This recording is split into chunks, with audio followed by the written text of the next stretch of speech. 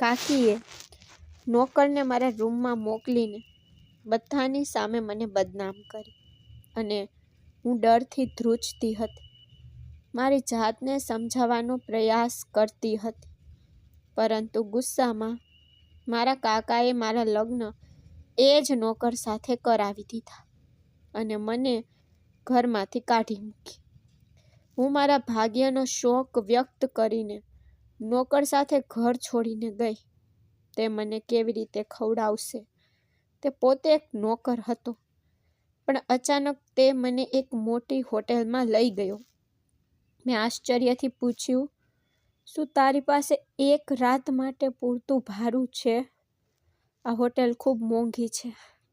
અચાનક hotel manager અને બધા સ્ટાફ નોકરને આદરપૂર્વક નમન કર્યું, કારણ કે જે વ્યક્તિને હું નોકર માનતી હતી તે ખરેખર મારું નામ રીના છે. હું રસોડામાં કામ કરી રહી હતી, સંપૂર્ણ મૌન. મને ખૂબ માથાનો દુખાવો થઈ રહ્યો હતો, પરંતુ તેમ છતાં હું ક્યારેય મારી જવાબદારીઓથી દૂર ન રહી. થોડી વાર પછી મને અચાનક મારી પાછળ કોઈ લાગ્યું. મેં પાછળ ફરીને જોયું તો પ્રણવ ત્યાં ઊભો હતો, અમારો નવો નોકર. તેને જોઈને હું ગભરાઈ ગઈ. તમે દરવાજો ખખડાવી શક્યા નહીં? મેં ગુસ્સામાં કહ્યું. તમે કોની પરવાનગીથી અહીં ઊભા છો? મારી વાત સાંભળીને તેને તરત જ કહ્યું, મેડમ, હું તમને તમારા કાકા વિશે કહેવા આવ્યો છું. તેઓ બહાર તેમની કાર સાફ કરી રહ્યા છે. તેમણે તમને બોલાવી છે. મારો બીજો કોઈ ઈરાદો નહોતો. તમને શું લાગ્યું? તેની નજર મારા ચહેરા પર ટકેલી હતી. મેં માથું હલાવ્યું અને ઝડપથી બહાર નીકળી ગઈ. જ્યારથી આ નોકર અમારા ઘરે આવ્યો ત્યારથી મને કંઈ સારું લાગ્યું નહીં. મને તેનામાં કંઈક વિચિત્ર લાગ્યું. મને ખબર નથી કે તે સામાન્ય નોકર જેવો કેમ ન હતો લાગતો. જ્યારે હું બહાર આવી ત્યારે મારા કાકા તેમની કાર સાફ કરી રહ્યા હતા. મને જોતા જ તે ઊભા થઈ ગયા. હું કંઈ બોલી શકું તે પહેલાં તેમણે કહ્યું, ઝડપથી કારના ટાયર સાફ કર, અને હા, તારે ગેરેજ પણ સાફ કરવું પડશે. મેં તને ગઈકાલ રાત્રે કહ્યું હતું ને, તારે સવાર સુધીમાં તે કરી લેવું જોઈતું હતું. તું ક્યાં હતી? હા, હું કંઈ બોલી શકું તે પહેલાં પ્રણવ મારી બાજુમાં ઊભો રહ્યો. તેણે કહ્યું, સાહેબ, મેડમ સાહેબાની તબિયત સારી નહોતી. તેમને માથાનો દુખાવો હતો. તેમણે થોડી દવા લીધી અને સૂઈ ગઈ. હું કરીશ, કોઈ વાંધો નથી, કાકીએ કહ્યું, પણ હું કોઈ વધારાના પૈસા નહીં આપું. જો તું તે જાતે કરવા માંગતો હોય તો તે તારો વ્યવસાય છે. હું જવાબદાર નહીં હોઉં. પ્રણવે તરત જ કપડાં વાર્યા અને કહ્યું, ચિંતા કરશો નહીં, હું આખું ગેરેજ સાફ કરીશ. તમારી કાર એકદમ નવી બનાવીશ. અને જો તમે કહેશો તો હું વાસણો પણ સાફ કરીશ. મેડમ સાહેબાની તબિયત સારી નથી, તેમને આરામ કરવા દો.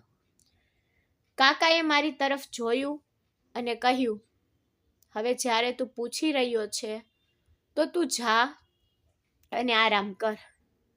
તે તારા માટે કામ કરશે. અને હા, કૃપા કરીને ચા મારા રૂમમાં પહોંચાડ.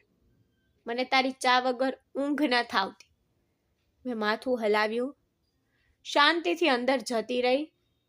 જેમ હું દરવાજા પાસે ગઈ, મેં પ્રણવની પીઠ કાળજીપૂર્વક જોઈ. તે કોઈ સામાન્ય નોકર નહોતો. તેનું શરીર, તેની બોલવાની રીત, બધું સ્પષ્ટપણે સૂચવતું હતું કે તે કોઈ બીજું છે અને હું કંઈક બીજું જોઈ રહી હતી. પણ મેં વધારે ધ્યાન આપ્યું નહીં. હું ફક્ત ખુશ હતી કે મને આખરે આરામ કરવાનો મોકો મળશે. અંદર પ્રવેશતાની સાથે જ મારી કાકી મારી સામે ઊભી હતી. હું કંઈ બોલું તે પહેલાં તેણીએ મને ઉપર નીચે જોઈ અને કહ્યું, તારી અને પ્રણવ વચ્ચે જે કંઈ ચાલી રહ્યું છે ને તેને અહીં જ બંધ કરી દે. અમે ખૂબ જ શરીફ લોકો છીએ. જો તું કંઈ ખોટું વિચારી રહી છે તો તેને અહીં જ બંધ કરી દે. જો મારા પતિનું માથું તારા કારણે નમ્યું તો યાદ રાખ, હું તને જીવતી નહીં છોડું. તેના શબ્દો સાંભળીને હું તરત જ ગભરાઈ ગઈ અને માથું નમાવીને કહ્યું, ના કાકી, એવું કંઈ નથી. તે મારા જેવો છે. અમારો કોઈ સંબંધ નથી. મારા શબ્દો સાંભળીને તેણીએ કહ્યું, તું જઈને વાસણો સાફ કરે તો સારું રહેશે. સમજાયું? તે વાસણો બિલકુલ બરાબર સાફ નથી કરતો. જ્યારે મેં હા પાડી હતી અને સીધી રસોડામાં ચાલી ગઈ હતી. મને આજે ખૂબ રડવાનું મન થયું. મને 5 વર્ષની ઉંમરથી રડવાની ઈચ્છા હતી. જ્યારથી મારા પિતા અને મા આ દુનિયા છોડીને ગયા હતા અને મારી જવાબદારી મારા કાકાના ખંભા પર આવી ગઈ હતી. મારા પિતાની 4 દુકાનો, 1 ઘર અને 1 કાર હતી, જે મારા કાકાએ પોતાના નામે રજીસ્ટર કરાવી હતી અને બદલામાં તેમણે મને દુનિયાને દેખાડવા માટે પોતાના ઘરમાં રાખી હતી. બદલામાં હું આખો દિવસ કામ કરતી હતી અને રાત્રે ખોરાકના નામે મને તેમનું બચેલું ભોજન મળતું હતું. મેં રડતા રડતા વાસણો ધોવાનું શરૂ કર્યું.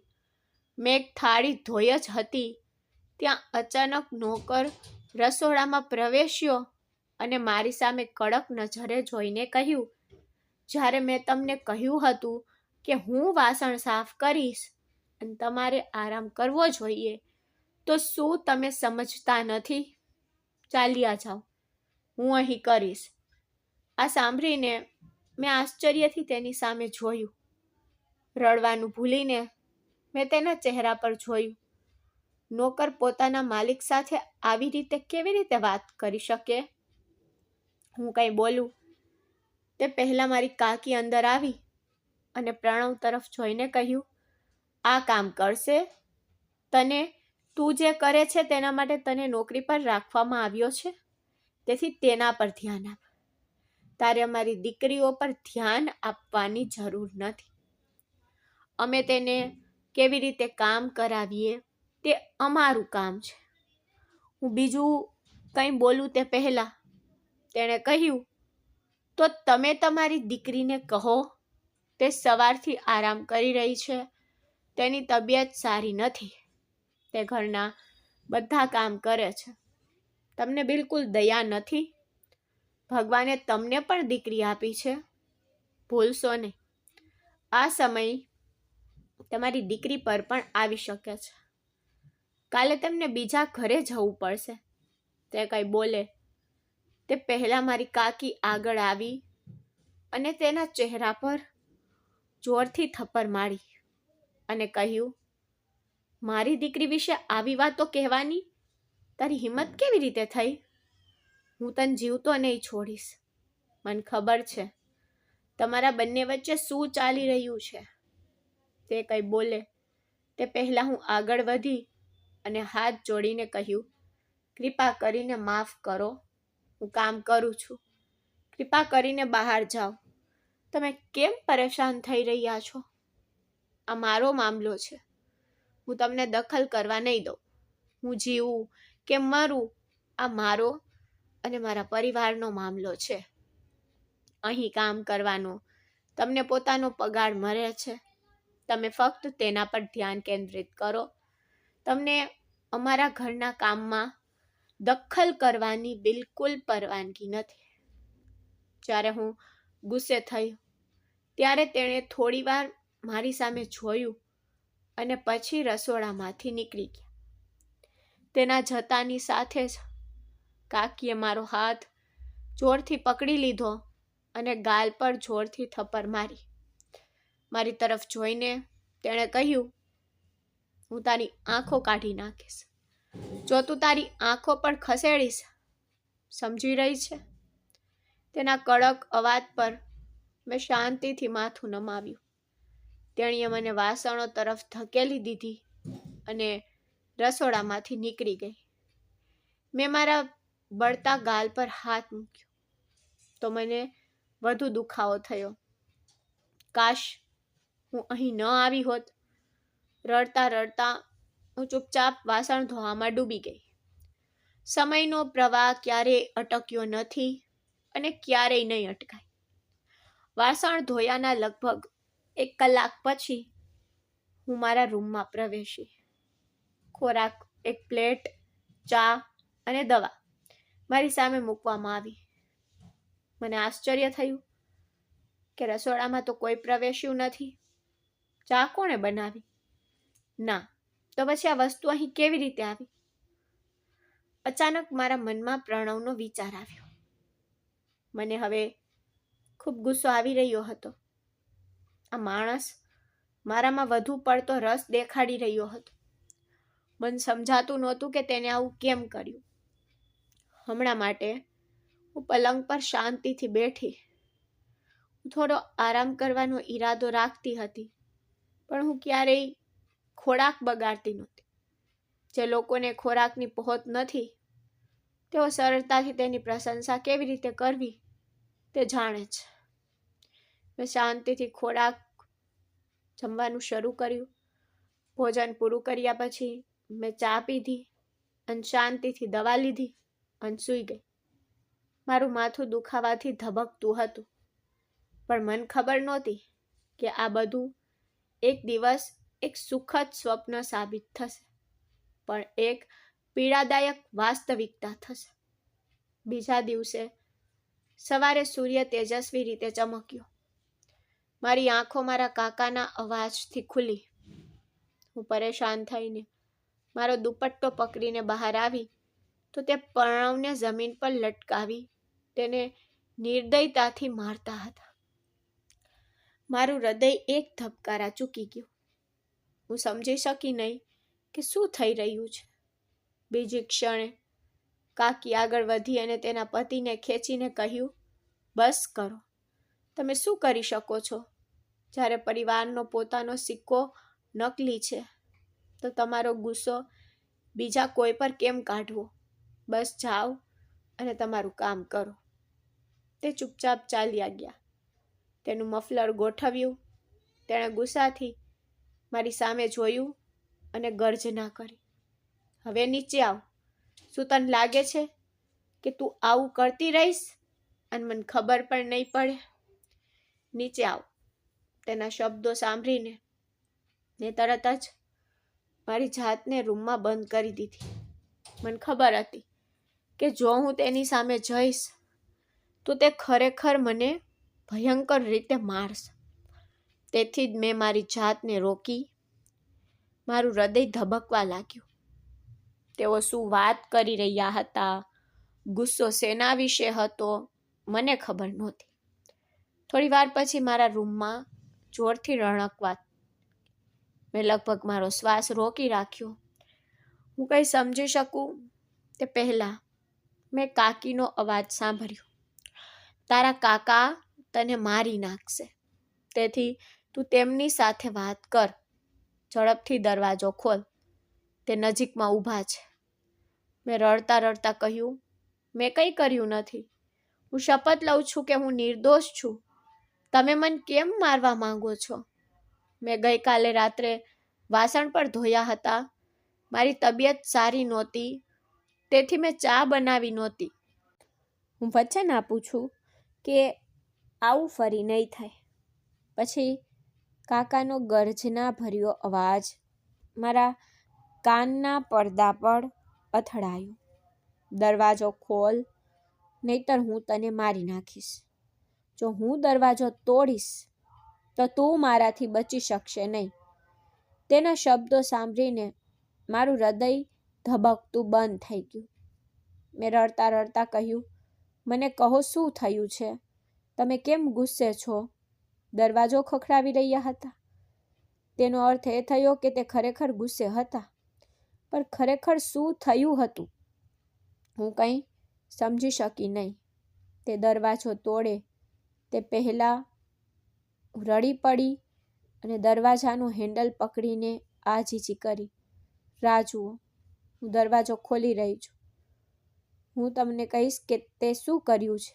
મેં દરવાજો ખોલતાની સાથે જ તે અંદર આવ્યા અને મને સમજાવવાની તક આપ્યા વિના તેને મારા ગાલ પર થપ્પડ મારી, જેની ગરમીથી મારો ગાલ લાલ થઈ ગયો. તેને મારી તરફ જોયું અને કહ્યું, તને શું લાગે છે તું આ અહીં જ મારા નાક નીચે મારા પોતાના ઘરમાં કરીશ અને મને ખબર પણ નહીં પડે કે તું શું કરી રહી છે. હું આજે તને જીવતી નહીં છોડું. તેને મારું માથું જમીન પર પછાડ્યું અને ફરી એકવાર મારા વાળ ખેંચીને કહ્યું, મને કે તારા મનમાં શું છે? તું આવું કરીને મારી પ્રતિષ્ઠા કેમ બગાડવા માંગે છે? અને તને શું લાગે છે હું તારા લગ્ન નહીં કરાવું ક્યાંય પણ, કે તું એક ગરીબ નોકર સાથે આ અફેર કરી રહી છે? તારા રૂમમાંથી ચાનો કપ, ખોરાકની પ્લેટ અને દવાનું રેપર કેવી રીતે આવ્યું? પ્રણવે તને આપ્યું છે ને? તમારા બંને વચ્ચે શું ચાલી રહ્યું છે? મને કે. આ સાંભળીને મેં રડતા રડતા કહ્યું, કાકા, હું મારા પપ્પા અને મમ્મીના સોગંદ ખાઉં છું. મને ખબર નથી કે ગઈકાલે રાત્રે મારા રૂમમાં કોણે સામાન છોડી દીધો હતો. મને ભૂખ લાગી હતી અને મને ખૂબ માથાનો દુખાવો હતો. તેથી જ મેં ચા, ખોરાક અને દવા લીધી. પણ મને ખબર નથી કે આ બધું કેવી રીતે આવ્યું. અને પ્રણવ મારા માટે ભાઈ જેવો છે.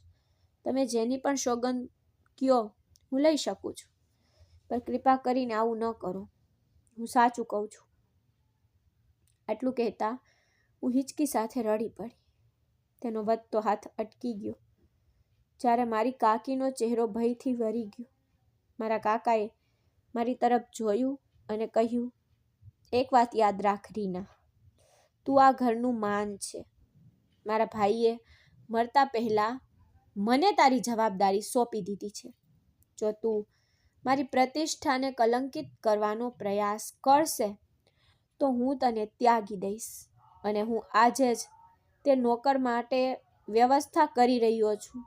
તે હવે મારી સાથે નહીં રહે. હું તેને ઘરમાં રહેવા નહીં દઉં. પછી હું જોઈશ કે તમે બંને કેવું વર્તન કરશો. આ સાથે તે ગુસ્સાથી ચાલ્યા ગયા. તેની પાછળ હું મારા ઘૂંટણમાં ચહેરો રાખીને રડવા લાગી.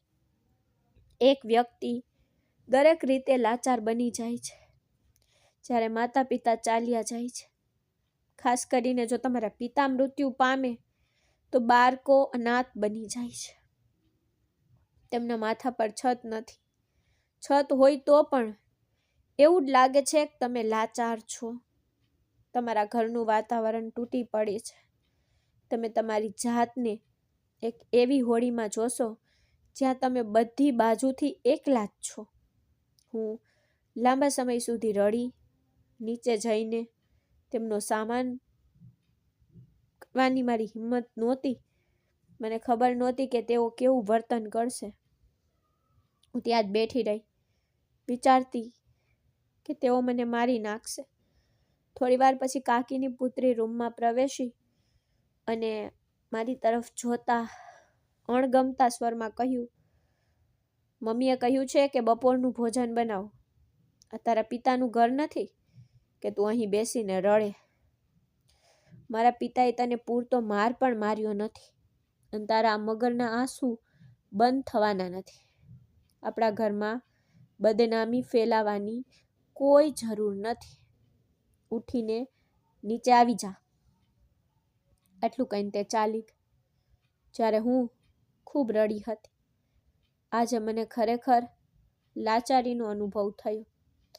ગઈકાલ સુધી મને ફક્ત તેમના ઘરમાં રહેવા અને મફત ખાવા માટે જ ટોણો મારવામાં આવતો હતો.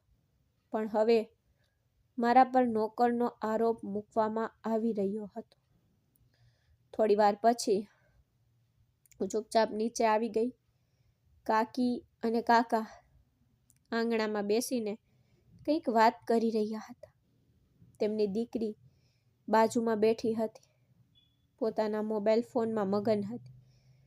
પ્રણવ ક્યાંય દેખાતો નહોતો. જ્યારે હું રસોડામાં પ્રવેશી ત્યારે તે એક બાજુ ઊભો હતો, વાસણ ધોતો હતો. તેને જોઈને હું કડવાશથી પાછી ફરી. તેણે મને આવકારી અને ચાલ્યો ગયો. તેનો ચહેરો ઉઝરડાથી ઢંકાયેલો હતો. મારા કાકાએ તેને ખૂબ માર માર્યો હતો. હું મૂંઝવણમાં હતી. તે હજુ પણ અહીં શું કરી રહ્યો હતો? તેઓએ કહ્યું હતું કે તેઓ તેને કાઢી મૂકશે. કદાચ તે મહિનો પૂરો થયા પછી ચાલ્યો જશે. મેં માથું હલાવ્યું અને શાંતિથી બપોરનું ભોજન તૈયાર કરવામાં વ્યસ્ત થઈ ગઈ. મને ખબર નહોતી કે આજની રાત તે ઘરમાં મારી છેલ્લી રાત હશે.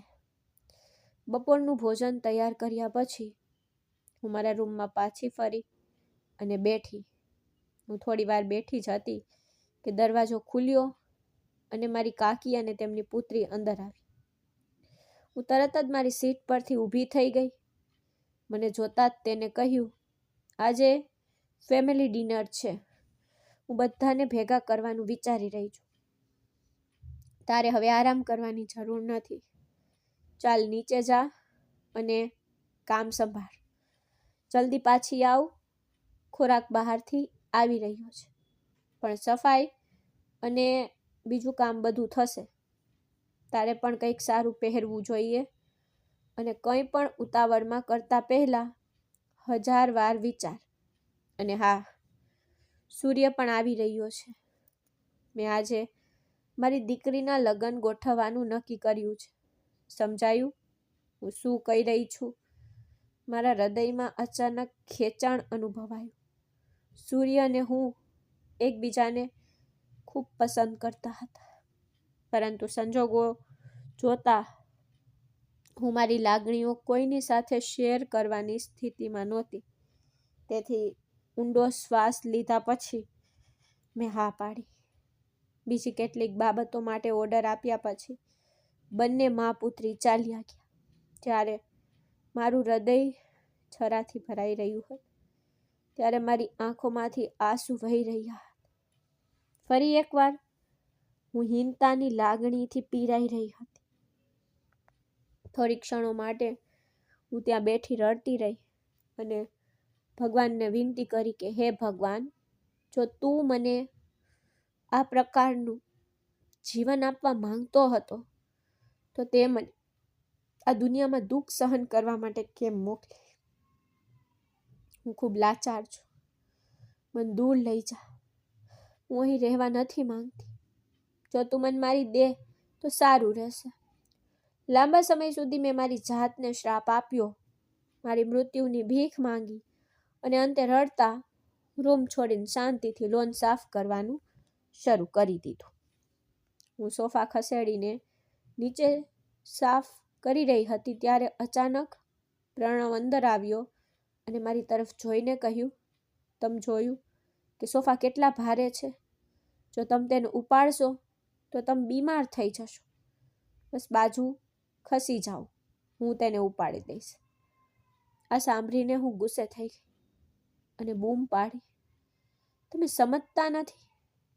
મારા પરિવારને તમે મારી સાથે ઊભા રહો તે પણ ગમતું નથી, અને તમે કોઈ કારણ વગર મારા પર દખલ કરતા રહો છો.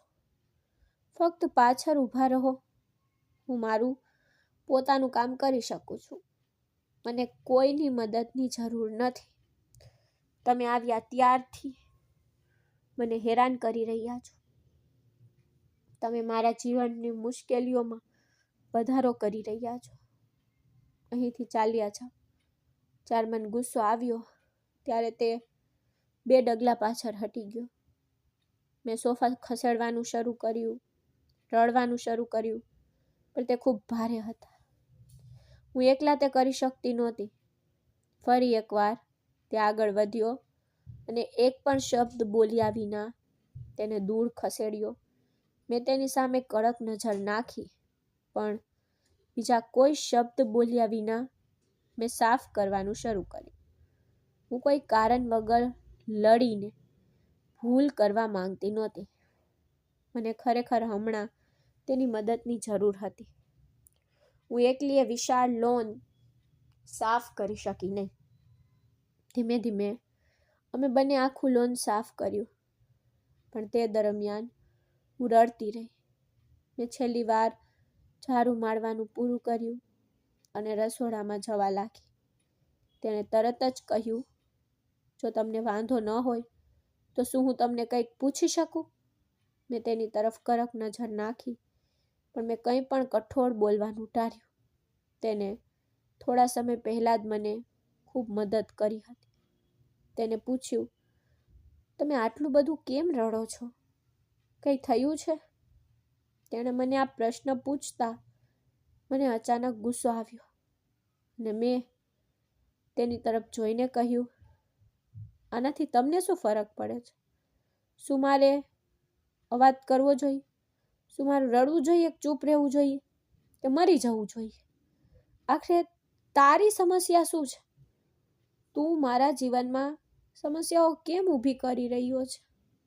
મેં તને હમણાં જ કહ્યું હતું કે મારાથી દૂર રહે, અને તું આ ઘરનો નોકર છે, નોકર રહે. મારા પિતા જેવું વર્તન કરવાની જરૂર નથી. મને ફરીથી આવો કોઈ અંગત પ્રશ્ન પૂછવાનું ધ્યાન રાખ. હવે અહીંથી ચાલ્યો જા. આટલું કહીને હું રસોડામાં આવી અને હું તેના પર ગુસ્સે થવા માંગતી નહોતી, કારણ કે તે વ્યક્તિ મારી સાથે ખૂબ સારી રીતે રહેતો હતો. તેને હંમેશા મને મદદ કરી, પણ તેના કારણે મારા માટે જે પરિસ્થિતિઓનું નિર્માણ થઈ રહ્યું હતું તે ક્ષણે મને ઝેર જેવું લાગ્યું. હું રસોડામાં ઊભી હતી, મીઠાઈ બનાવવાની તૈયારી કરી રહી હતી, ત્યારે અચાનક મારી કાકીની દીકરી પ્રવેશી અને મને જોઈને કહ્યું, જો રીના, હું કેવી દેખાઉં છું? મેં પાછળ ફરીને જોયું અને મારી આંખો એક ક્ષણ માટે ભીની થઈ ગઈ. તેણે ગુલાબી રંગનો સૂટ પહેર્યો હતો. સૂર્યને તે રંગ ખૂબ ગમતો હતો. તે ઘણીવાર મને કેઝ્યુઅલ વાતચીતમાં તે રંગ પહેરવાનું કહેતો, પરંતુ મેં આજ સુધી તે વિનંતી પૂરી કરી ન હતી. હું નહોતી ઈચ્છતી કે કોઈને શંકા થાય કે મને તેના પર ક્રશ છે. જોકે તે ખૂબ જ હિંમતવાન હતો, પરંતુ જ્યારે તેને મારા તરફથી કોઈ જવાબ ન મળ્યો ત્યારે તેણે મારી કાકીની દીકરી પસંદ કરી. મેં માથું હલાવ્યું ને ફક્ત કહ્યું, હા, તું ખૂબ જ સુંદર લાગે છે. ભગવાન તને આશીર્વાદ આપે, તે તને ખુશીઓથી ભરી દે. મારી વાત સાંભળ્યા પછી તેણીએ કહ્યું કે જો તું મારા જીવનમાંથી દૂર રહે તો જ આ ખુશી ઓછી થશે. જો તું આજની પાર્ટી દરમિયાન તારો રૂમ છોડીશ તો હું તને કહી રહી છું કે શું ખોટું છે. હું તારા માટે આ ઘરમાં રહેવું મુશ્કેલ બનાવી દઈશ. સૂર્ય મારો છે. તારા મનના વિચારોને તારા સુધી જ રાખ. તારો દરજ્જો પ્રણવ જેવા વ્યક્તિ પૂરતો મર્યાદિત છે, એમાં જ રહે. તારે સૂર્યનો સામનો કરવાની પણ જરૂર નથી. હવે અહીંથી નીકળી જા. કંઈ રાંધવાની જરૂર નથી. તે મીઠાઈઓ તરફ જોઈને અણગમા સાથે બોલી, જ્યારે હું રડતી રડતી અને કંઈ બોલ્યા વિના મારા રૂમ તરફ ગઈ. મને એવું લાગ્યું કે મારી કાકીની દીકરી જાણતી હતી કે મને સૂર્ય ગમે છે. મને જે ગમે છે તે મેળવવા માટે તેને ખૂબ જ પ્રયાસ કરવાની આદત હતી, અને હવે પણ તે મારી પસંદગી પોતાની બનાવવા માટે કોઈ પણ હદ સુધી જવા તૈયાર હતી. સમય ધીમે ધીમે આ રીતે પસાર થતો ગયો. લગભગ 2 કલાક પછી નીચેથી હલનચલનનો અવાજ આવવા લાગ્યો. આનો અર્થ એ થયો કે મહેમાનો આવવા લાગ્યા હતા.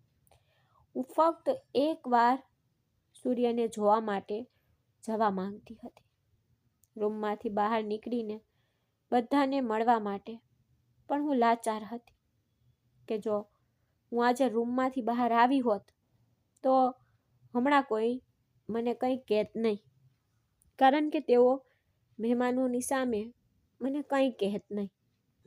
બધા મારી તરફ ધ્યાનથી જોતા હતા, કારણ કે મારા માતા પિતા નહોતા. બધી મિલકત મારા કાકાના નામે હતી, તેથી જ બધા મારી સાથે ખૂબ પ્રેમથી વર્તતા હતા. હું હંમેશા તેમની હાજરીમાં ખીલી ઉઠતી હતી, પણ હવે હું બધી બાજુથી લાચાર હતી. હું ઈચ્છતી હોવા છતાં કંઈ કરી શકતી નહોતી, પણ તેઓ કદાચ નીચે મારી વિરુદ્ધ કાવતરું ઘડી રહ્યા હશે. મને આ વાતની સારી રીતે ખબર હતી. હું પલંગ પર શાંતિથી સૂઈ ગઈ. મને આરામ કરવાની જરૂર હતી, તેથી મેં હવે આરામ કરવાનું નક્કી કર્યું. મારી વિરુદ્ધ ઘડાયેલા મોટા કાવતરાથી અજાણ હું આંખો બંધ કરીને પલંગ પર શાંતિથી સૂઈ ગઈ. સમય ઝડપથી પસાર થતો ગયો. થોડી વાર પછી મને ગરમી લાગવા લાગી. મેં મારા ચહેરા પરથી ધાબળો હટાવી દીધો અને રૂમમાં બિલકુલ પ્રકાશ નહોતો. ચારે બાજુ અંધારું ફેલાઈ ગયું હતું. હું બેઠી. મને રૂમમાં કોઈનો શ્વાસ લેવાનો અવાજ સંભળાયો. હું કંઈ બોલી શકું તે પહેલાં લાઇટ્સ આવી અને દરવાજો ખુલ્યો. બધા અંદર આવ્યા. હું મારી જગ્યા પરથી ઉઠી ગઈ. કાકીએ બાથરૂમ તરફ ઈશારો કરીને કહ્યું, તે અંદર છે. હું તમને કહી રહી છું ને, આ છોકરી અમને અવ્યવસ્થિત કરી ગઈ. જુઓ તે કેટલી બેશરમ છે. જ્યારે મેં તરત જ પૂછ્યું, શું થયું? અંદર કોણ છે? હું તો સૂઈ ગઈ હતી. મારા ચહેરા પરથી એવું લાગતું હતું કે હું હમણાં જ ગાઢ ઊંઘમાંથી જાગી છું. કોઈ કંઈ બોલે તે પહેલાં બાથરૂમનો દરવાજો ખુલ્યો અને પ્રણવ એક પેઇઝર અને ટેસ્ટર લઈને બહાર આવ્યો. તેણે તરત જ જાહેરાત કરી કે અંદરનો બલ્બ ઠીક થઈ ગયો છે અને તેણે બોર્ડ ઠીક કરી દીધો છે. હવે તમારે ચિંતા કરવાની જરૂર નથી. અંદરની લાઇટ સતત બંધ અને ચાલુ રહેશે નહીં. તે કંઈ બોલે તે પહેલાં જ કાકા રૂમમાં પ્રવેશ્યા. તેને સમજવાની તક આપ્યા વિના તેણે તેના ચહેરા પર થપ્પડ મારવાનું શરૂ કર્યું અને તેને ગાળો પણ આપવાનું શરૂ કર્યું કે તે અમારા ઘરનું માન બગાડ્યું છે. હું તને છોડીશ નહીં. જ્યારે મારા બાકીના સંબંધીઓ પણ તરત જ ત્યાં આવ્યા અને મારા કાકાને ધક્કો મારીને દૂર કર્યા. જ્યારે તેની પત્ની મારી પાસે આવી અને મારો હાથ મચકોડીને કહ્યું કે તે અમને ખરાબ હાલતમાં છોડી દીધા છે. તે અમારું માન બગાડ્યું છે. મહેમાનોની પીઠ પાછળ તું આ બધું કરી રહી છે. ત્યારે અચાનક મારા કાકાએ મારી તરફ જોયું અને કહ્યું, આ બધું ક્યારથી ચાલી રહ્યું છે? છુપાવવાની કોઈ જરૂર નથી. મને સાચું કહો, મને તમારા બંને પર પહેલેથી જ શંકા હતી. મારે આ માણસને કાઢી મૂકવો જોઈતો હતો, પણ એ ભૂલ હતી. પણ આજે હું કોઈને પણ છોડીશ નહીં. તને મારા ઘરમાં આ દુર્ગંધ ફેલાવવાનો ખૂબ શોખ છે ને? આજે હું તને આ સાથે મોકલીશ અને મારા ઘરમાંથી કાઢી મૂકીશ. આ સાંભળીને મેં રડતા કહ્યું, મેં કંઈ કર્યું નથી. હું સાચું કહું છું. તે રૂમમાં ક્યારે આવ્યો, તે બાથરૂમમાં ક્યારે ગયો, મને ખબર નથી. હું સૂઈ રહી હતી. તમારી દીકરીએ મને કહ્યું હતું કે સૂર્યનો સામનો ન કરું.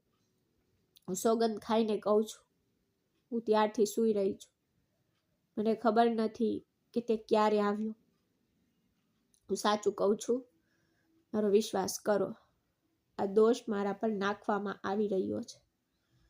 અચાનક મારી કાકીએ મને જોરથી થપ્પડ મારી અને કહ્યું, સાવધાન. જો તું મારી દીકરી વિશે એક પણ શબ્દ બોલે તો તે તારા જેવી નથી. શું તું સમજે છે? તું ક્યાં અને મારી દીકરી ક્યાં છે? તું તેના પગની ધૂળને પણ લાયક નથી. શું તું સમજે છે? આટલું કહીને તેણે મને નફરતથી પાછળ ધકેલી દીધી. જ્યારે કાકે હવે મારા લગ્ન ગોઠવવામાં વ્યસ્ત હતા ત્યારે મેં પ્રણવ તરફ નફરત ભરી નજરે જોયું, જે ત્યાં ચૂપચાપ ઊભો હતો. તેનું માથું નીચે હતું. હું મૂંઝાઈ ગઈ. વિચારતી હતી કે આ ક્રૂર માણસ કેમ નથી કહેતો કે તે પોતાનો બચાવ કેમ નથી કરી રહ્યો, કેમ જતો રહ્યો નહીં. અને તેનું આ મૌન મને અસ્વસ્થ કરતું હતું. થોડી વારમાં કાકા અને બીજા માણસોએ મને તેની સાથે લગ્ન કરાવવાનું અને મને દૂર મોકલવાનું નક્કી કર્યું. મેં ના પાડવાનો પ્રયાસ કર્યો, પરંતુ કોઈએ સાંભળ્યું નહીં. મને જાનથી મારી નાખવાની ધમકી આપીને મને લગ્ન મંડપમાં બળજબરીથી લઈ જવામાં આવી. પ્રણવ સાથે મારા લગ્ન ઉતાવળમાં ગોઠવાઈ ગયા. હું રડી પડી અને બૂમ પાડી, મારા પર વિશ્વાસ કરો, મેં કંઈ કર્યું નથી. અચાનક ત્યારે ગર્જના કરી, મને પોતાને સમજવાની કોઈ જરૂર નથી. તારા પતિ સાથે શાંતિથી આ ઘરમાં જ નીકળી જા. જેના સાથે તું પ્રેમમાં પડી છો તે મારું માન બગાડ્યું છે. અમારા ઘરમાં તારા માટે કોઈ સ્થાન બાકી નથી. તેમના શબ્દો સાંભળીને મારી છેલ્લી આશા તૂટી ગઈ. પ્રણવ માથું નમાવીને ઊભો રહ્યો. મેં લગ્ન કરી લીધા હતા, પણ લગ્ન પછી કોઈ અભિનંદન કે આલિંગન નહોતા. કાકાએ ગુસ્સામાં કહ્યું, આ દુષ્ટને લઈ જા અને અહીંથી ચાલ્યો જા. આ છોકરીનું હવે આ ઘરમાં કોઈ સ્થાન નથી. મારા રડવા છતાં તેમણે મને માફ ન કરી કે મારા ખુલાસા પર કોઈ ધ્યાન પણ ન આપ્યું. તેમણે મને ફક્ત એક અજાણ વ્યક્તિ સાથે મોકલી દીધી. હું મારા કાકાના ઘરેથી સંપૂર્ણપણે શૂન્ય થઈને નીકળી. એવું લાગ્યું કે કોઈએ મારો શ્વાસ રોકી લીધો છે. હું વિશ્વાસ કરી શકતી નહોતી. મારા પોતાના પરિવારે મારી સાથેના બધા સંબંધો તોડી નાખ્યા હતા. મારા ખુલાસાઓની અવગણના કરવામાં આવી હતી. મને ખબર હતી કે આ બધું એક સુનિયોજિત કાવતરું હતું. સૂર્ય મારી સાથે લગ્ન કરવા ભાગતો હતો. તેને મારી કાકીની દીકરી બિલકુલ પસંદ નહોતી. તેથી જ કાકી અને તેની દીકરીએ આખી યોજના બનાવી તેને કોઈ બહાના પર મારા રૂમમાં મોકલીને લાઇટો બંધ કરીને અને આનો ઉપયોગ મને બદનામ કરવાની તક તરીકે કર્યો હતો. હવે મને મારા લોકો વિશે સત્ય ખબર પડી ગઈ. હું ચૂપચાપ તે નોકર સાથે રસ્તા પર ચાલતી હતી. અમે ક્યાં જઈ રહ્યા છીએ, અમે ક્યાં રહીશું, અમે શું ખાઈશું, મને કોઈ ખ્યાલ નહોતો. જ્યારે પ્રણવ કાકા પાસે નોકરી માંગવા આવ્યો હતો ત્યારે તેણે કહ્યું હતું કે તેને સહારો આપવા માટે કોઈ નથી. માતા પિતા નથી, ભાઈ બહેન નથી, આશ્રય નથી, ખાવા માટે પૈસા નથી. તે અનાથ હતો અને તેઓ તેને પગના ચપ્પલ સમાન રાખશે તો પણ ચાલત. તેથી જ મને ચિંતા હતી કે મને ખોરાક વિના છોડી દેવામાં આવશે, પરંતુ પરિસ્થિતિમાં કોઈ સુધારો નહીં થાય. અમે થોડા ડગલા ચાલ્યા જ હતા ત્યારે એક કાર અમારી સામે આવી. મેં ચિંતાથી પ્રણવ તરફ જોયું. હું કંઈ બોલી શકું તે પહેલાં તેને કહ્યું, મેં એક કેબ બુક કરાવી છે, ચાલો હવે હોટેલ જઈએ, આપણે ત્યાં રાત રોકાઈશું. હું કંઈ બોલી શકું તે પહેલાં તે પહેલેથી જ કારમાં બેઠો હતો, તેથી હું પણ શાંતિથી બેઠી. મને થોડી મૂંઝવણ થઈ કે તેને કાર કેવી રીતે બુક કરાવી. તે બિલકુલ શિક્ષિત તો દેખાતો નહોતો અને તેની પાસે મોટો મોબાઈલ ફોન હતો. હમણાં માટે મેં ચૂપ રહેવાનું વધુ સારું માન્યું, કારણ કે હું મારી બાકીનું જીવન આ માણસ સાથે વિતાવીશ.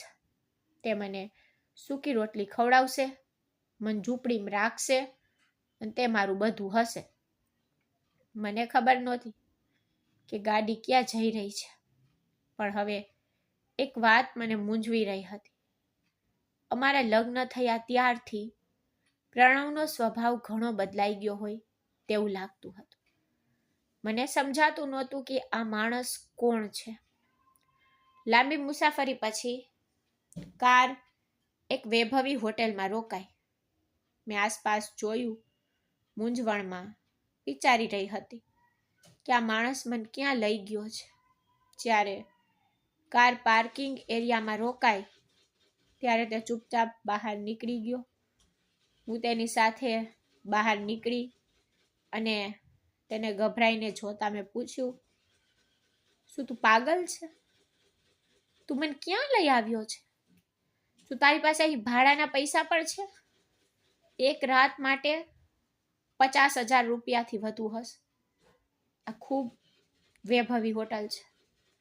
મારા શબ્દો સાંભળીને તેણે તરત જ કહ્યું, બસ શાંત રહો, હું બધું સંભાળી લઈશ, બસ મારી પાછળ આવો. આટલું કહીને તે ચાલ્યો ગયો. મારું હૃદય ધબકવા લાગ્યું એ જાણીને કે આ માણસ ખૂબ અપમાન કરશે. હું તેના વર્તનથી તો જાણતી હતી. મારા હાથ પગ ધ્રુજી રહ્યા હતા. તે હોટેલની લોબીમાં પ્રવેશતાની સાથે જ મેનેજર તરત જ ફૂલનો ગુલદસ્તો લઈને અમારી તરફ આવ્યો. જમણી બાજુથી આખો સ્ટાફ અમારી આસપાસ એકઠો થઈ ગયો હતો. હું ભીડને ધ્યાનથી જોઈ રહી હતી. મેનેજર આગળ આવ્યા, પ્રણવના હાથમાં ગુલદસ્તો મૂક્યો, આદરપૂર્વક નમન કર્યું અને કહ્યું, તમારા લગ્ન માટે અભિનંદન સાહેબ. અમે શક્ય તેટલી બધી વ્યવસ્થા કરી લીધી છે. કૃપા કરીને અંદર આવો.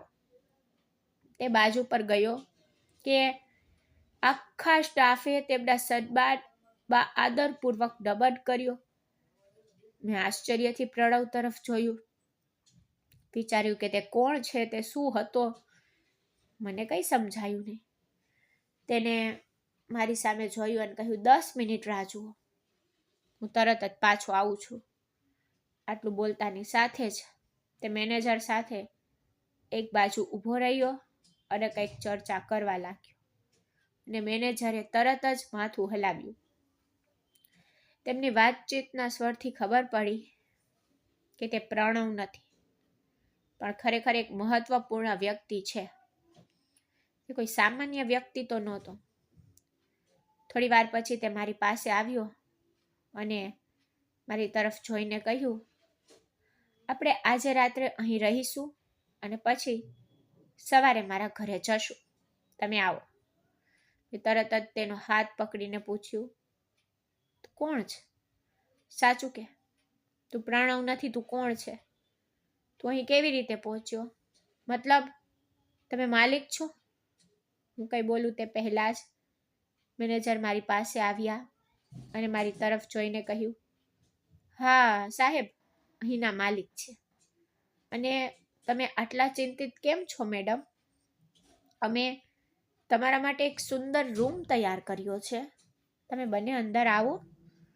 હું અવિશ્વસનીય રીતે પ્રણવ તરફ જોઈ રહી હતી.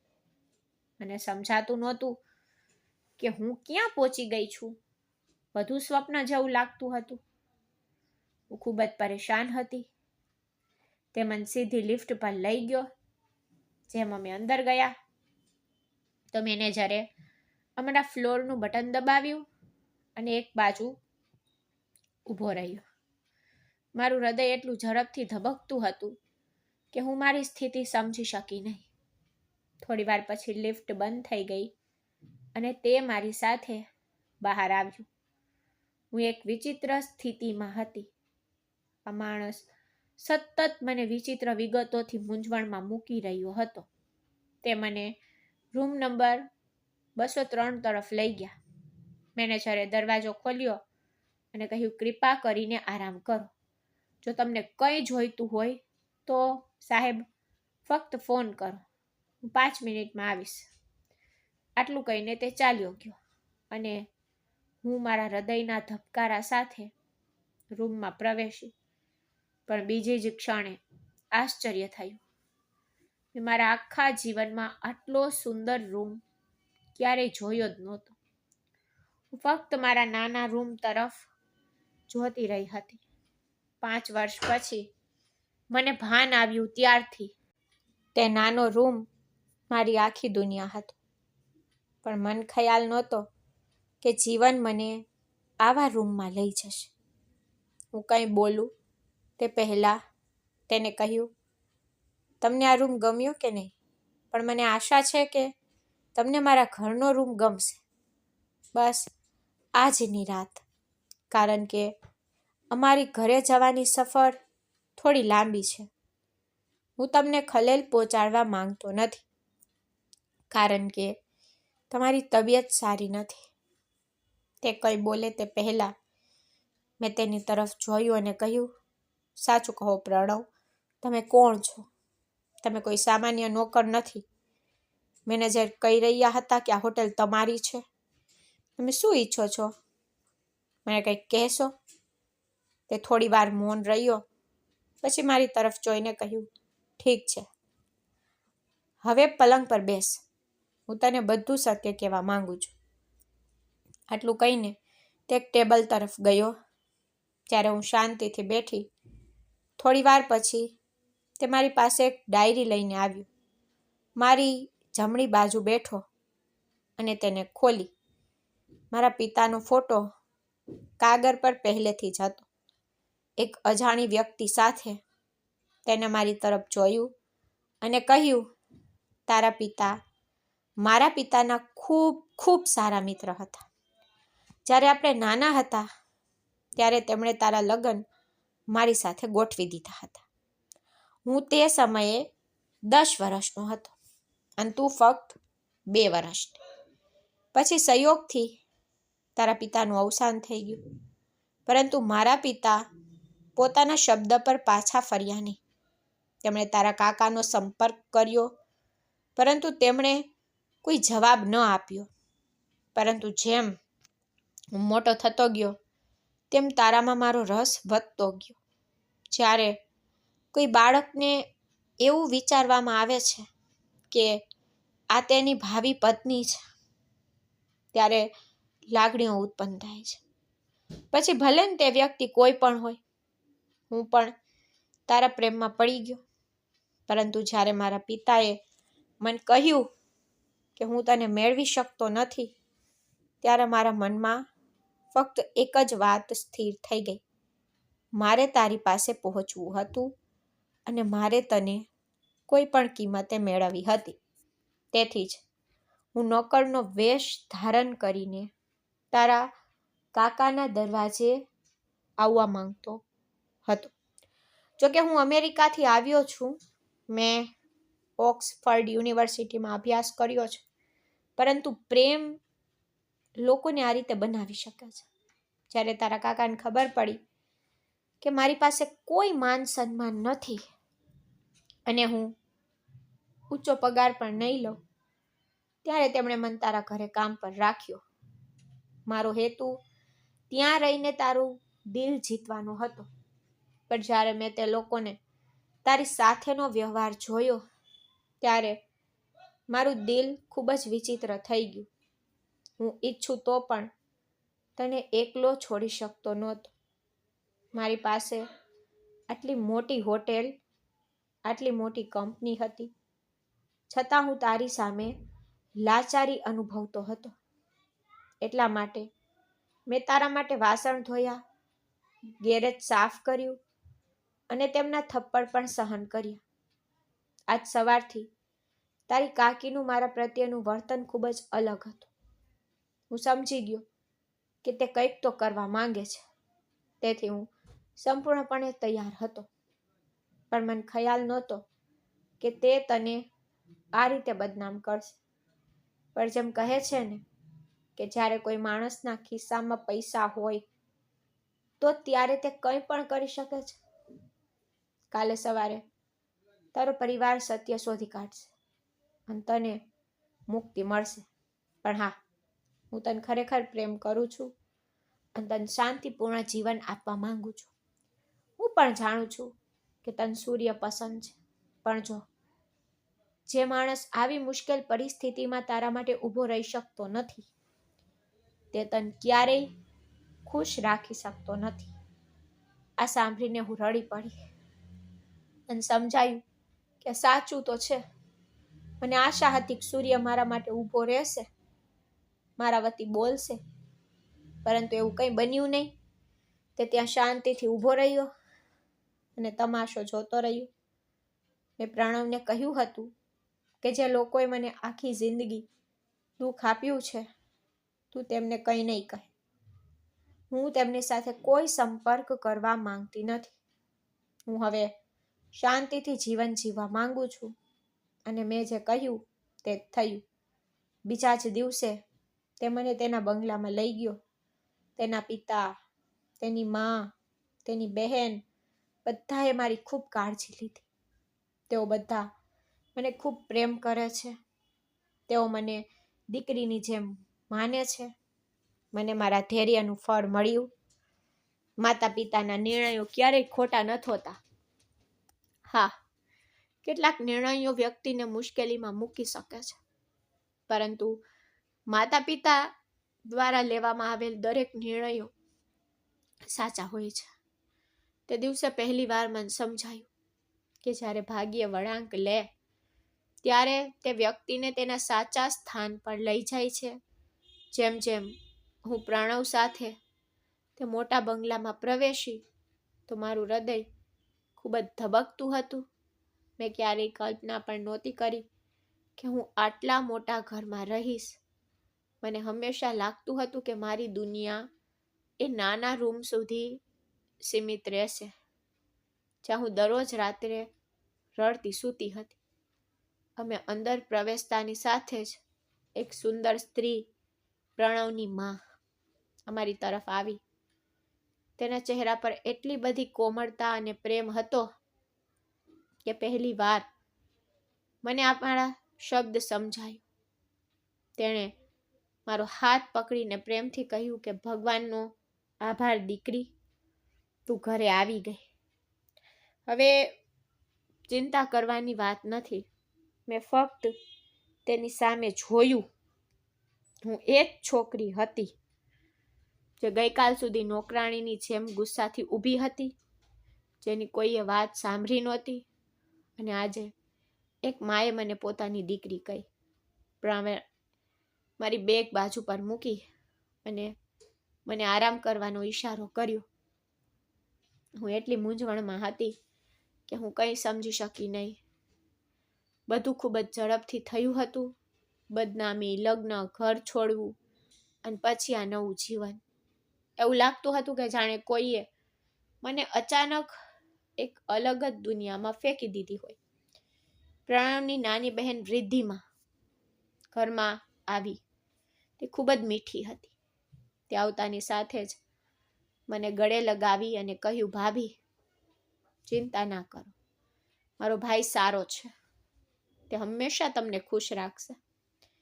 તેની વાત સાંભળીને મારી આંખોમાં આંસુ આવી ગયા. એક અજાણ વ્યક્તિ મારી સાથે ખૂબ જ આદરથી વર્તી રહી હતી, જ્યારે મારા પોતાના પરિવારે તો મને નકારી કાઢી હતી. તે સાંજે હું મારા રૂમમાં બેઠી હતી. રૂમ એટલો વિશાળ અને સુંદર હતો કે મને વિશ્વાસ જ ન આવ્યો. દિવાલો પર ઝાંખી લાઇટ, નરમ ધાબળો, મોટો આરીસો અને બારીમાંથી વહેતો ઠંડો પવન. મને એવું લાગ્યું કે હું કોઈ મૂવી રૂમમાં છું. ડર હજુ પણ હતો, પણ મને રાહતનો અનુભવ પણ થયો હતો. તે રાત્રે પ્રણવ રૂમમાં આવ્યો. તેની ચાલ હવે નોકર જેવી રહી નહોતી. તે આત્મવિશ્વાસથી ભરેલો હતો. વિચાર્યા વિના મેં કહ્યું, આ બધું મારું નથી, મને ડર લાગે છે. તેને હસીને કહ્યું, કોને કહ્યું આ બધું તારું નથી? આ ઘર, આ જીવન બધું તારું છે. તું ઈચ્છે તો તેને તારું ઘર બનાવી શકે છે, અહીં કોઈ તને ટોણા મારશે ને. તેના શબ્દોએ મને તોડી નાખી અને મને સુધારી. હું જોરથી રડવા લાગી. ઘણા દિવસોની પીડા, અપમાન, એકલતા બહાર આવવા લાગ્યા. પ્રણવ ચૂપચાપ ઊભો રહ્યો અને મને રડવા દીધી. કદાચ તે સમજી ગયો કે આ રડવું જરૂરી છે. પછી તેણે ધીમેથી મારા માથા પર હાથ મૂક્યો અને કહ્યું, હવે બધું બરાબર થઈ જશે. તે ક્ષણે મને લાગ્યું કે કદાચ બધું ખરેખર બરાબર થઈ શકે છે. આગામી થોડા દિવસોમાં જીવન બદલાવા લાગ્યું. સવારે ઉઠતાની સાથે જ મારી માં મારા માટે નાસ્તો બનાવતી. તે મને મારી પસંદ અને નાપસંદ વિશે પૂછતી કે દીકરા, તને ચા ગમે છે કે કોફી? મારી વહુ શું ખાવાનું પસંદ કરે છે? તને શું પહેરવાનું ગમે છે? તેનો દરેક પ્રશ્ન અપાર પ્રેમથી ભરેલો હતો. કદાચ બાળપણમાં પણ કોઈએ મને આ પ્રકારનું ધ્યાન આપ્યું નહોતું. સવારે જ્યારે પ્રણવ ઓફિસ જવા નીકળતો ત્યારે તે હંમેશા પૂછતો, તને કંઈ જોઈએ છે? તું ઠીક છે ને રીના? અને પહેલી વાર મને લાગ્યું કે કોઈએ ખરેખર મારી કાળજી રાખે છે. ધીમે ધીમે હું પ્રણવની દુનિયા સમજવા લાગી. તે એક મોટો ઉદ્યોગપતિ હતો.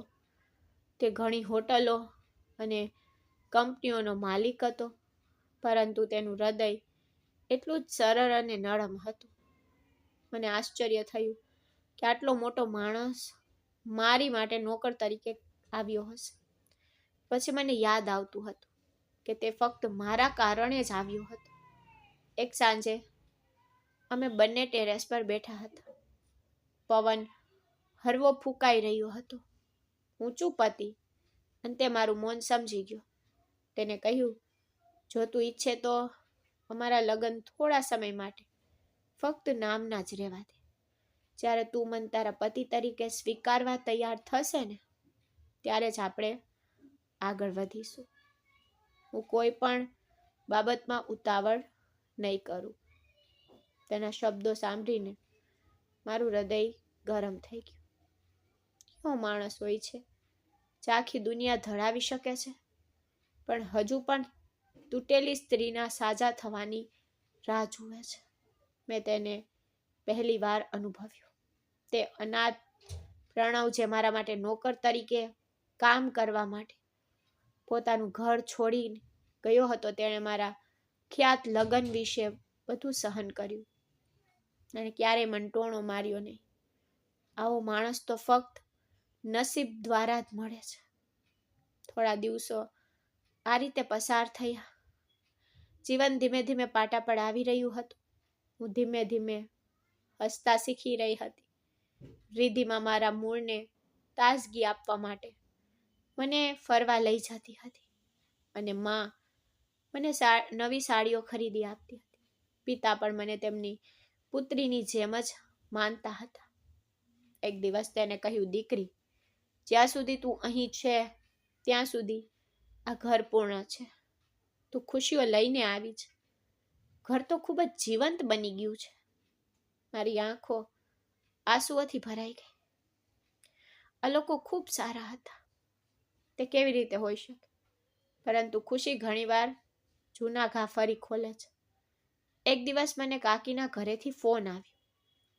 મારું હૃદય ધબકતું રહી ગયું. મેં ફોન ઉપાડ્યો અને કાકીએ બૂમ પાડી, તે ફાંદો ગોઠવ્યો. અમને ધમકીઓ મળી રહી છે.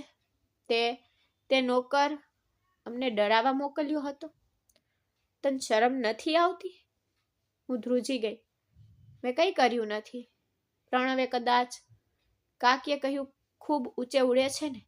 યાદ રાખ, તું જ્યાં પણ જાય લોકો તને માલકીન નહીં પણ નોકરાણી સમજશે. તેના શબ્દોએ મારું હૃદય તોડી નાખ્યું. હું રડવા લાગી. તે જ સમયે પ્રણવ આવ્યો. તેને મારો ફોન લીધો અને કાકીને કહ્યું, મારી પત્નીને ફરી ક્યારેય ફોન ન કરતા. તમે તેના પર જે બદનામી લાવી છે તેનો બદલો કાલે મળશે. હું મૂંઝાઈ ગઈ કે તે શું કર્યું, લોકો શું કહેશે. તેને કહ્યું, સમાજ ફક્ત ત્યાં સુધી જ અમારું અનુસર કરે છે જ્યાં સુધી આપણે તેને છોડી દઈએ છીએ. રીના, તું કેમ ડરે છે? તે કંઈ ખોટું નથી કર્યું. તે રાત્રે તેને પહેલી વાર મારો હાથ પકડ્યો. મને પહેલી વાર એવું લાગ્યું કે હું એકલી નથી. બીજા દિવસે સવારે ટીવી પર સમાચાર આવ્યા કે હોટેલના માલિક પ્રણવસિંહે કર્મચારીઓ સામે ખોટા આરોપો માટે કેસ દાખલ કર્યો છે. કાકી અને કાકાના ચહેરા સ્પષ્ટ દેખાઈ રહ્યા હતા. તેમનું કાવતરું ખુલ્લું પડી ગયું હતું. સૂર્ય કેમેરા સામે ઊભો હતો. તેને કહ્યું, મને ખબર હતી કે બધું ખોટું હતું, પણ હું ડરી ગયો. મેં ટીવી બંધ કરી દીધું. મારા પર રાહત છવાઈ ગઈ. પ્રણવે ફક્ત સત્ય જાહેર કર્યું હતું, બદલ્યું નહીં. તે રાત્રે હું બાલ્કનીમાં પ્રણવને જોતી ઊભી હતી. તે શાંત હતો, જાણ તેને ખબર હોય કે મારું જીવન બદલાઈ ગયું છે. હું તેની પાસે ગઈ, તેનો હાથ પકડ્યો. તેને આશ્ચર્યથી મારી સામે જોયું. મેં કહ્યું, તમે મારા માટે ઘણું કર્યું છે. મને ખબર નથી કે હું તમને ક્યારે પ્રેમ કરીશ, પણ મને ખબર છે કે હું હવે તમારી સાથે પ્રામાણિકપણે રહેવા માંગુ છું. તેના ચહેરા પર આવેલું સ્મિત હું ક્યારેય ભૂલીશ નહીં. તેને કહ્યું, બસ, પ્રેમ પોતાના સમય આવશે. તે રાત્રે પહેલી વાર મને ખરેખર ઘર જેવું લાગ્યું. તે ક્ષણે મને સમજાયું કે જીવનમાં ગમે તેટલા વળાંક આવે, આપણે હંમેશા ત્યાં પાછા ફરીએ છીએ જ્યાં આપણે ખરેખર છીએ. હું આંગણામાં બેઠી હરવાસથી પવનનો અનુભવ કરતી હતી અને મારા પર એક વિચિત્ર રાહત છવાઈ ગઈ. જાણે વર્ષોથી દબાયેલો ભાર આખરે હળવો થઈ ગયો હોય. હવે કોઈ ઝઘડા નહીં, કોઈ ફરિયાદ નહીં, કોઈ પીડા નહીં. ફક્ત એક શાંત ઓળખાણ જે મને મારી જાત તરફ ખેંચી રહી હતી. પહેલી વાર હું મારા આંતરિક અવાજને સ્પષ્ટ રીતે સાંભળી શકી, જે મને કહેતી હતી કે હવે ડરવાનું કોઈ કારણ નથી, છુપાવાની કોઈ જરૂર નથી. તું બરાબર ત્યાં જ હતી જ્યાં તારે હોવું જોઈએ. અને કદાચ આ જ સાચી શાંતિ છે, જે ત્યારે આવે છે જ્યારે કોઈ વ્યક્તિ આખરે પોતાને સ્વીકારે છે અને દુનિયાની ધમાલ એક ક્ષણ માટે અટકી જાય છે.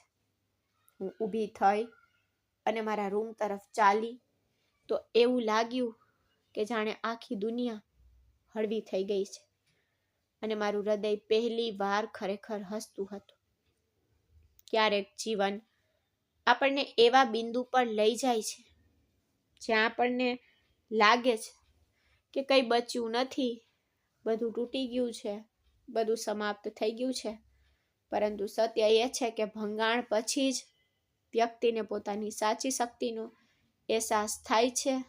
જ્યારે દરેક વ્યક્તિ તેમને છોડી દે છે, ત્યારે જ આપણને ખ્યાલ આવે છે કે આપણો સૌથી મોટો સહારો આપણે પોતે છીએ.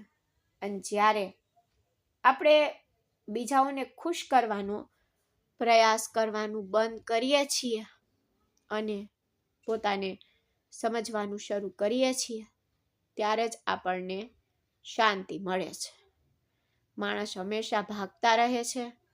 ક્યારેક સંબંધીઓનો પીછો કરે છે, ક્યારેક અપેક્ષાઓનો પીછો કરે છે, ક્યારેક કોઈના દુઃખથી ભાગતા હોય છે અને ક્યારેક પોતાના ડરથી છુપાય છે.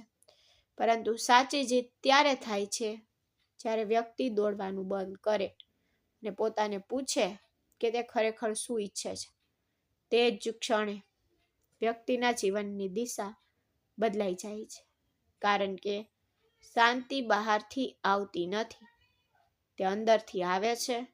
જ્યારે આપણે પોતાને માફ કરીએ છીએ, જ્યારે આપણે બીજાના શબ્દો છોડી દઈએ છીએ, જ્યારે આપણે આપણા ઘાવને નબળાઈઓને નહીં પણ પાઠ તરીકે જોઈએ છીએ. અને જ્યારે આપણે સ્વીકારીએ છીએ કે દરેક વસ્તુનો યોગ્ય સમય હોય છે અને જે આપણા માટે નક્કી છે તે ક્યારેય છીનવી શકાતું નથી. જીવનનો સૌથી મોટો પાઠ એ છે કે કોઈ પણ દુઃખ કાયમ નથી રહેતું અને કોઈ પણ અંધકારને પ્રકાશથી જીતી શકાતો નથી. ફક્ત થોડી હિંમત, થોડી આશા અને આત્મવિશ્વાસની જરૂર છે. જો હૃદયમાં શાંતિ હોય તો દુનિયાના તોફાનો પણ આપણને હચમચાવી શકતા નથી. અને જો હૃદયમાં શાંતિ ન હોય તો દુનિયાની બધી ખુશીઓ પણ આપણને શાંતિ આપી શકતી નથી. તેથી જીવનમાં સૌથી મહત્વની બાબત એ છે કે પોતાને મિત્ર બનાવો, પોતાને સમજો અને સૌથી ઉપર પોતાને પ્રેમ કરવાનું શીખો. કારણ કે જ્યારે કોઈ વ્યક્તિ પોતાને ભેટી લે છે ત્યારે દુનિયાની દરેક વસ્તુ હળવી લાગે છે અને ત્યારે જ ખરેખર સ્મિત કરી શકે છે. મિત્રો, મને આશા છે કે તમને અમારી વાર્તા ગમી હશે. જો તમને વાર્તા ગમી હોય તો વિડીયોને લાઈક કરો અને ચેનલને સબસ્ક્રાઈબ કરો અને નોટિફિકેશન બેલ જરૂરથી દબાવો જેથી તમને આગળની અપડેટ પહેલાં મળી રહે. ધન્યવાદ.